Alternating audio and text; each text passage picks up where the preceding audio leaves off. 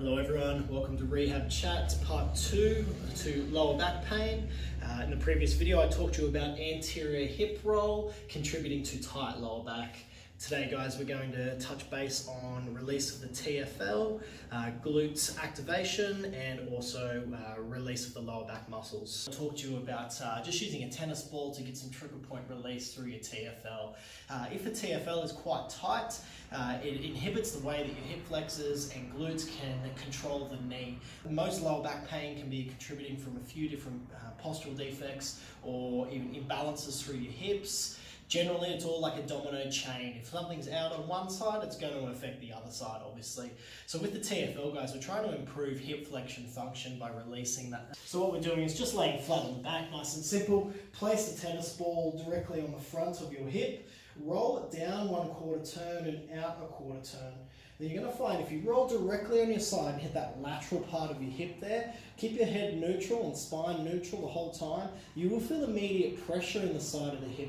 It should feel like soft tissue pressure as well too, so there shouldn't be any bony cartilage or any form of pain or discomfort.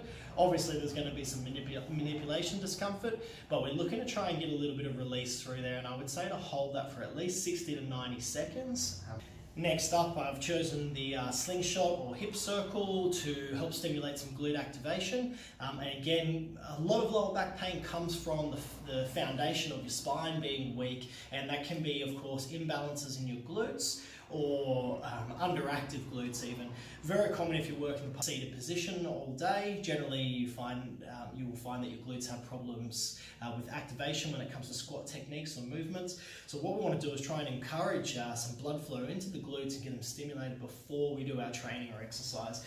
Hip circle is nice and simple to use, and we're just going to do a hip extension with this movement, guys. And again, we're just going to get a band or some form of resistance band around the top of the knees here. And what we're going to do is just lay flat on the floor, driving your hips up and pushing your knees into abduction, so away from the body, and then back down to the floor neutral. Brace your abs, lift again, knees out and hold. Keep the weight on your heels and then back down.